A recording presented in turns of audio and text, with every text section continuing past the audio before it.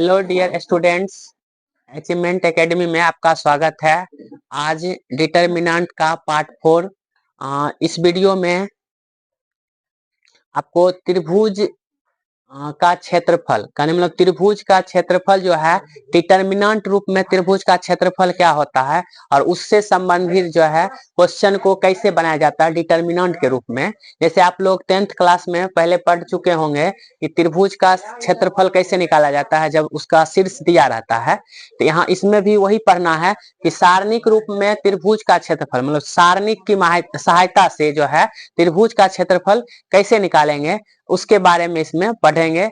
आप लोग इस वीडियो में बने रहें और अंत तक जरूर देखें। आज सीख के जाइएगा त्रिभुज का क्षेत्रफल जो है सारणिक रूप में कैसे निकाला जाता है। ठीक है, वीडियो को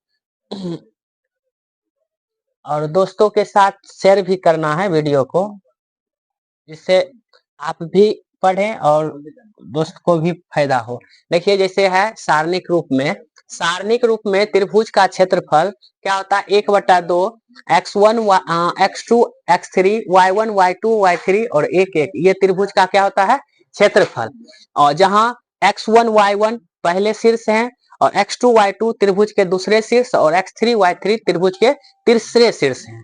जिस प्रकार से आप 10th में भी पढ़े होंगे और यहाँ पर सारणिक रूप में भी त्रिभुज का क्षेत्रफल। जैसे एक एग्जांपल लेते हैं, जैसे त्रिभुज है एक उस त्रिभुज का ऐसे क्वेश्चन रहता है, उस त्रिभुज का क्षेत्रफल ज्ञात करें, उस त्रिभुज का क्षेत्रफल ज्ञात करे जिसके शीर्ष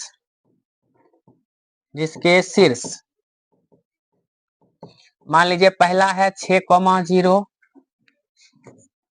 0,8 और 2,3 है। तो इस त्रिभुज का आपको क्या निकालना है क्षेत्रफल ज्ञात करना है। जैसे क्वेश्चन है इसको बनाएंगे कैसे, इस त्रिभुज का क्षेत्रफल का जो फॉर्मूला होता है उसी पर बनाना है। तो देखिए हम बना रहे हैं, अगला में बनाते हैं। फिर पहले लिख देते हैं त्रिभुज का क्षेत्रफल बराबर 1/2।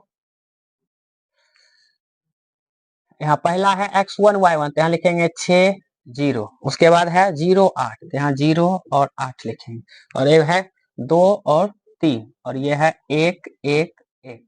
इस त्रिभुज का क्या आपको निकालना है क्षेत्रफल।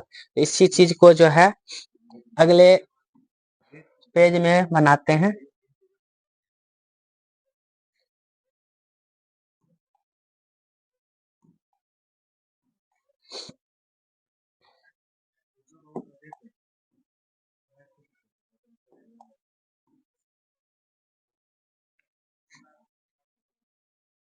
देखिए यहाँ से बना रहे हैं त्रिभुज का क्षेत्रफल 1/2, इसका चिन्ह होता है प्लस, फिर उसके बाद माइनस, फिर प्लस।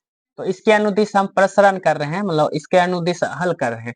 तो 6 लिख देंगे और 6 जब लिखते हैं ऐसे लिख देते हैं 6, और 6 जब लिखेंगे तो इसके संगत रो कॉलम को झांप लेंगे तो 8 1 3 1, तो 8 1 3 और 1 ये बचेगा। फिर उसके बाद -0, फिर इसके संगत रो कॉलम को झांप लेंगे 0 1 2 1 0 1 2 1, फिर उसके बाद प्लस 1 है तो 1 लिख देंगे, ये गया तो 0 8 2 3, तो 0 8 2 3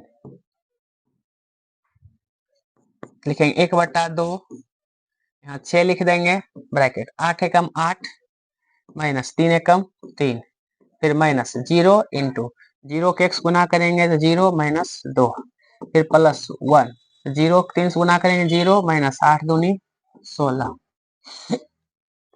तो 1/2 यहाँ गया 8 6 गुना 8 में से 3 घटेगा तो 5, फिर माइनस 0 गुना -2, फिर प्लस 1 गुना -16, यहाँ से हो गया 1/2 6 5 30 माइनस 0 माइनस 16।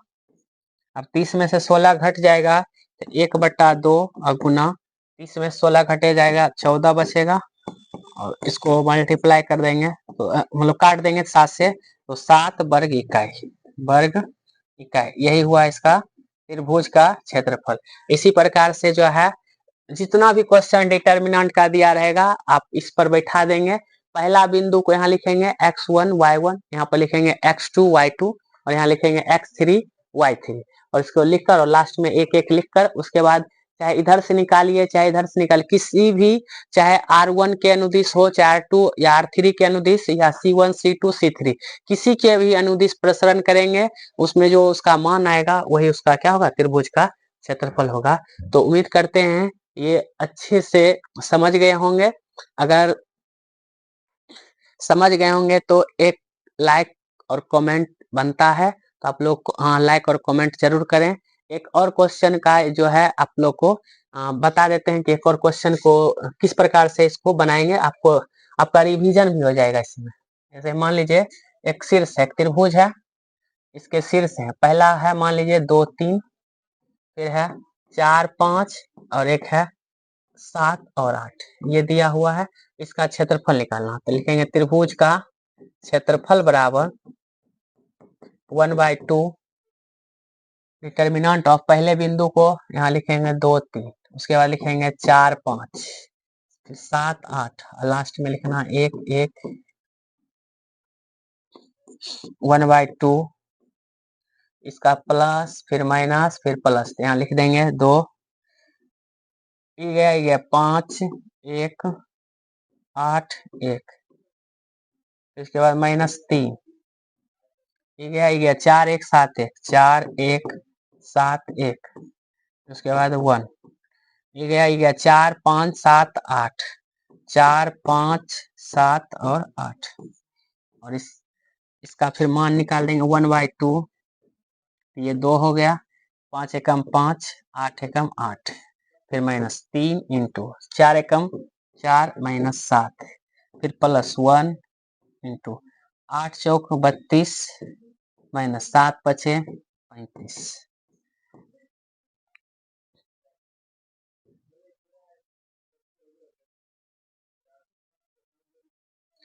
उसके बाद देखिए यहाँ से 1/2, 2 इंटू 5 में से 8 घटेगा तो -3, फिर -3 इंटू -3, उसके बाद +1 इंटू -3, तो 1/2, 3 दूनी -6, फिर माइनस माइनस हो जाएगा +9, फिर -3 एकम 3, यहाँ से देखिए 1/2 यहाँ हो गया 9 प्लस में और -6 -3 तो -9, तो यहाँ से 1/2 इंटू 9 से 9 घटेगा 0 और 0 के किसी से भी गुना करेंगे तो 0, तो यही 0 इसका वर्ग इकाई हो गया। 0 वर्ग इकाई इसका क्या हो गया, क्षेत्रफल। अगर जिस त्रिभुज का क्षेत्रफल 0 वर्ग इकाई आता है वह त्रिभुज होता ही नहीं है, क्योंकि उसका क्षेत्रफल 0 आ गया, अतः यह संरेखीय होगा। मतलब ये बिंदु और ये बिंदु क्या होगा, तीनों कोलिनियर होगा, मतलब संरेखीय होगा। तो उम्मीद करते हैं इस इस क्वेश्चन से भी आपको ज्यादा करके इसमें डिटर्मिनेंट से जो रिलेटेड त्रिभुज का क्षेत्रफल होता है वो अच्छे से समझ गए होंगे, और इससे आपको पहले से भी आता होगा क्योंकि 10th क्लास में पढ़े हैं। ठीक है, थैंक यू। वीडियो अच्छा लगे तो चैनल को सब्सक्राइब लाइक करें और दोस्तों में शेयर जरूर करें।